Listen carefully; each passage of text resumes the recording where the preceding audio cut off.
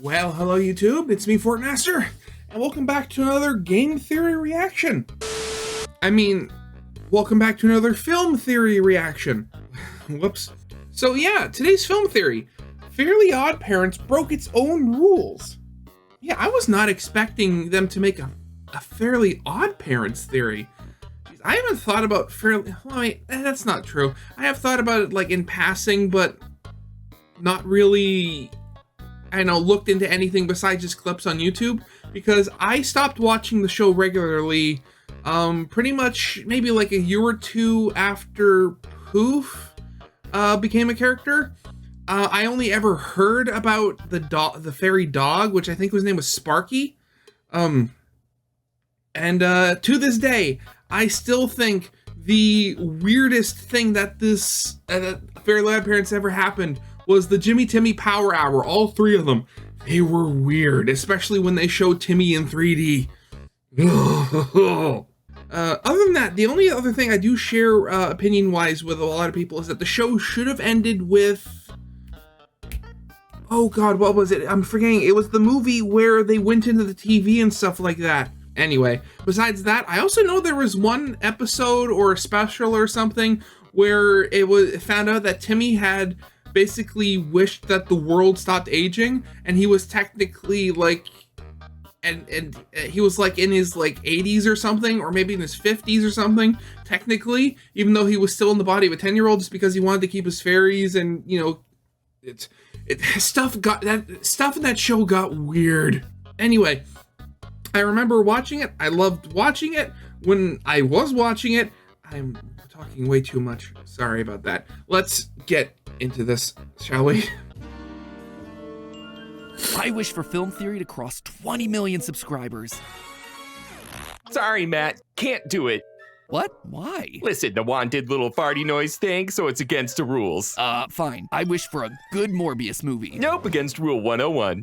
What? I wish for another season of Gravity Falls? Nope, Rule 3-15-4-5. Yeah, I wish for that Fine. one. You left me no choice. I'm just gonna have to prove that there are no rules, that they're all an elaborate conspiracy to keep stock image fairies like you in check. Stock image theory. Right now. I will not say Stock psych image right theory. now, sir. The rules are a lie. And I'm about to prove it. Hello! Is he going to be showing how like rules in previous episodes or in future episodes were not followed or something? I have a feeling that's what this one's going to be about. Internet, welcome to Film Theory. Ed Krause Fairy can't grant my wish for 20 million subscribers, but you can. Cast your magic on that subscribe button. I can only subscribe once. Nicktoons that I always thought flew under the radar was the Fairly OddParents. Being alone with someone for a long time can get annoying if it's not the right person. Are you leaving me? I thought you loved me! This show was unhinged in all the best ways. Oh, yes. Sorry, Dad. Oh, don't worry about it, Timmy. My dreams were shattered years ago. How many years ago? How old are you? And why not? Oh, God. Yeah, Timmy's parents, they were horrible.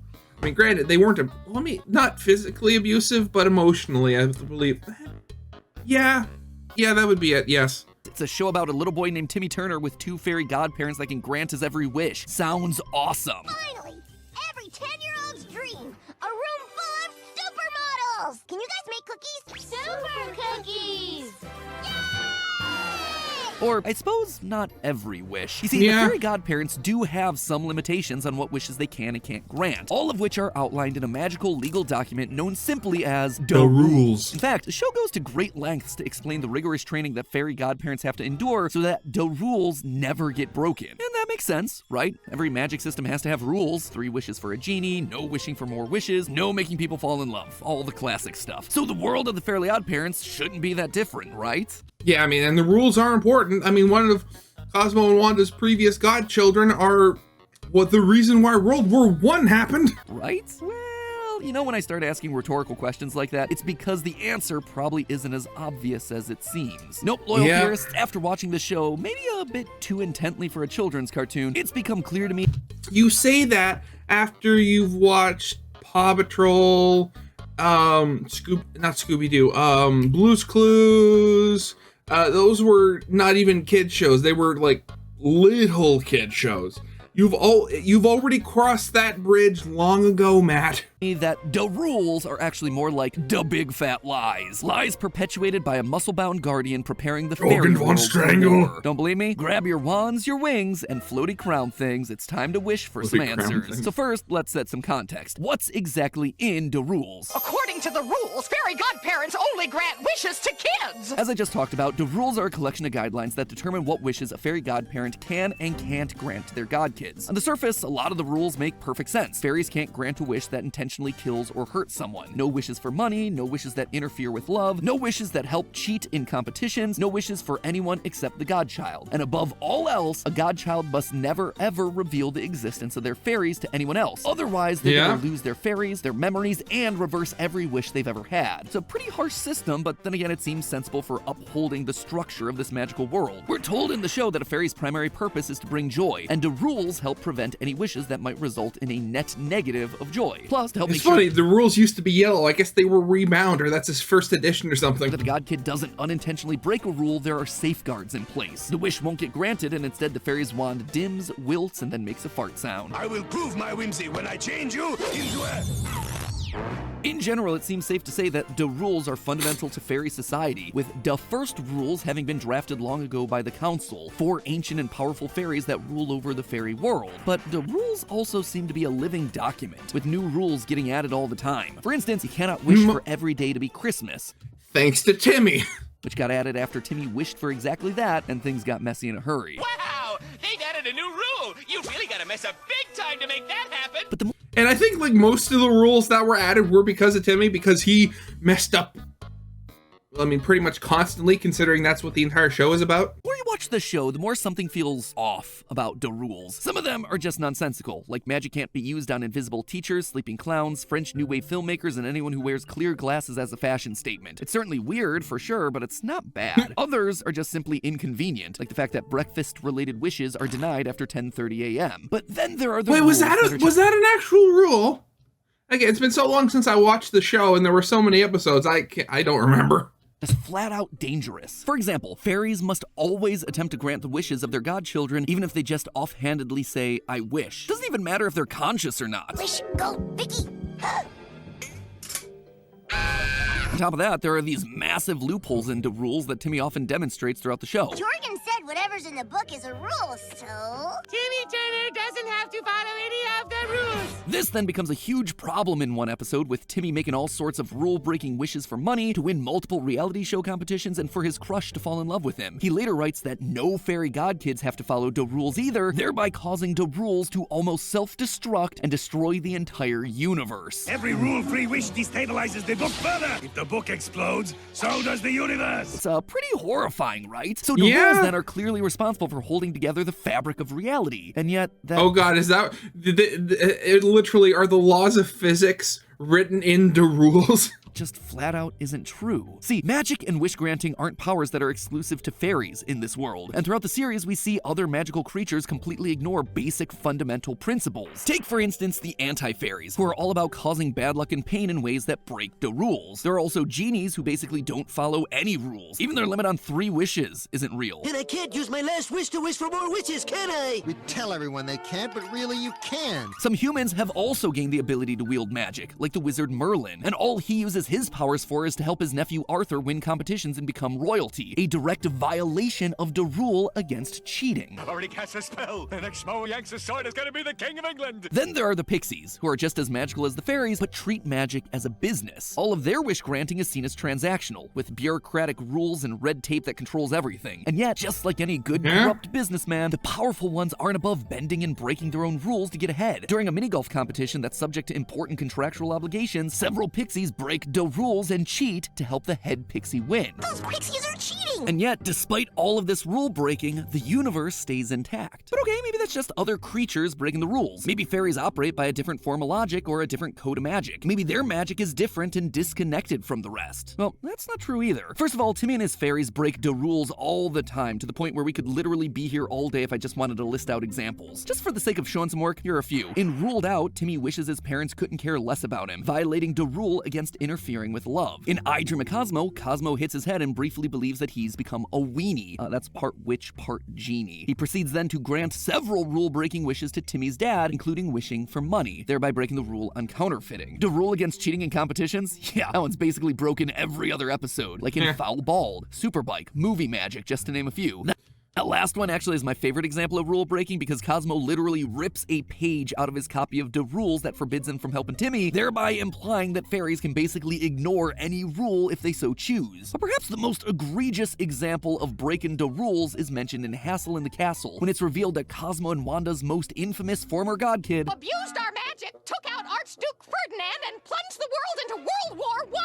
Yeah, even without wishing directly for the death of the Archduke, World War I caused 20 million deaths and 21 million injuries. I would say that one caused a net negative of joy. So, something suspicious is going. I was waiting for him to finish, but I will say, I think, like, going through the whole thing where Jorgen says, like, oh, every rule-breaking wish destabilizes the book, I think you can kind of wash that away by the fact that those wishes are often, like, one rule-breaking wish isn't going to destabilize the book completely, and those wishes are often fixed or somehow reversed by the end of the episode. So it's not a constant thing that builds up. It's a little bit of strain that is then taken off and then put back on later on when another wish is taken. Going on with these rules, that's how I see it. These things are supposedly super important, unbreakable, potentially world-ending, and yet they're broken all the time. Therefore, they're a lie. I've proven my thesis. Film theory becomes film fact. Thanks, everyone. Let's wrap it early. Slap a dark truth in big ol' red text on a thumbnail and ship it.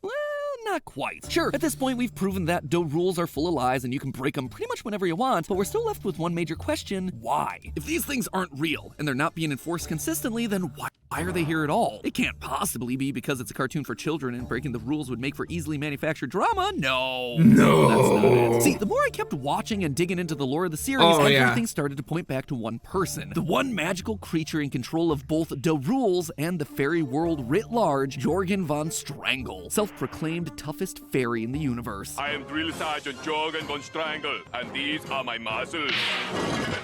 Oh god, early Jorgen versus late Jorgen, that is a difference.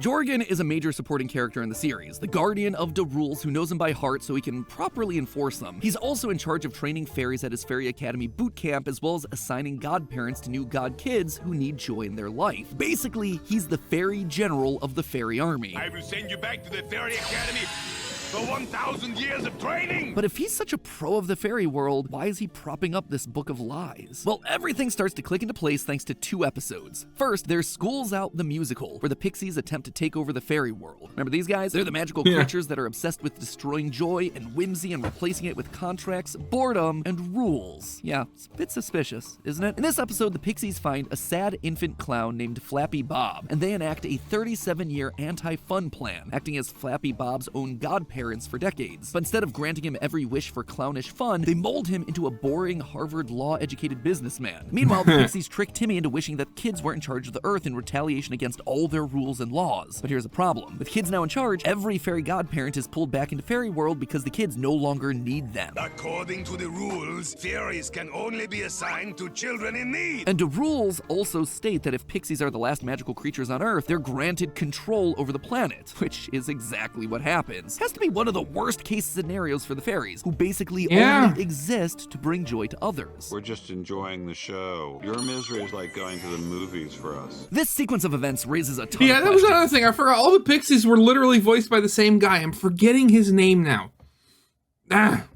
If fairies are kicked off the Earth if kids are suddenly in charge, why isn't wishing for that something that's explicitly listed in the rules? Meanwhile, all of this happened only because Flappy Bob was never granted a fairy godparent. Clearly, he was miserable during his childhood, and yet he got a pixie for some reason.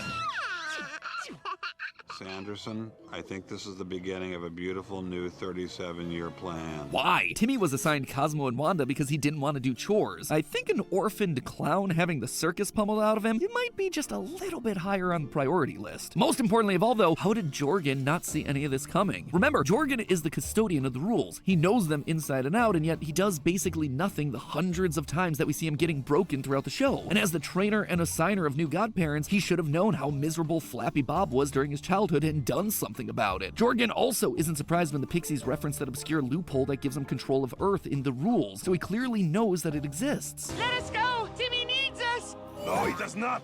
According to the rules, fairies can only be assigned to children in need. And as the guardian of the Master Copia de Rules, he's one of the only people who can change them as he pleases. So this should have been something that he rectified well before it became...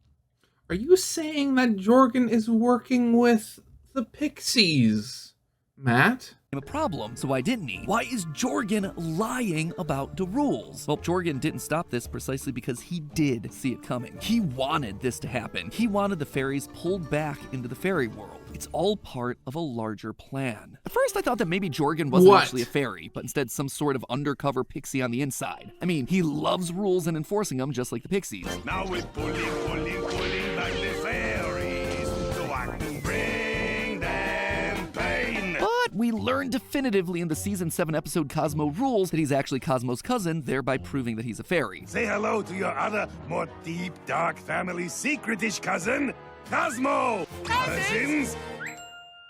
Okay. So what then is his deal? Well, it all comes down to that second episode I mentioned earlier and then left unexplained until now for dramatic effect. You see, the last piece of the puzzle that brings everything together is the Season 6 finale, Wishology. Here, we learned that the fairies weren't always the sweet, cute, cuddly creatures that we know of today. In ancient fairy times, a fairy's main job was to fight, not frolic. Basically, fairies were once a race of super soldiers at war with a force known as the Darkness, which was only defeated when thousands of fairy warriors combined their powers to create a neutralizing light. And even then, the Fairy Council prophesized that the darkness would one day return. They sent millions of the strongest fairy warriors out into the void of space to create an early warning system for Fairy World, should the darkness ever return. According to the lore of the series, that's exactly why there are stars in the sky. I completely forgot about this movie's existence. Wasn't there was one Fairly OddParents movie where Kiss, the band Kiss, was a major player. All those stars, they're fairies on the lookout. Now, that's a cool story and all, but just think about its implications. Fairy World must have been devastated by this war with the darkness, if millions of them were sent into space at the end of the fighting just to be a warning system. That's not even thinking about how many died during combat. Their population has clearly dwindled, to a point where the entirety of Fairy World can fit inside of a gumball machine. Every fairy in Fairy World must be in here! And it's not like fairies reproduce quickly either. In Fairly Odd Baby, Cosmo and Wanda's child Poof is born, and we learn that the last fairy child born before Poof was Cosmo himself. It all started when the last baby was born in Fairy World. Me!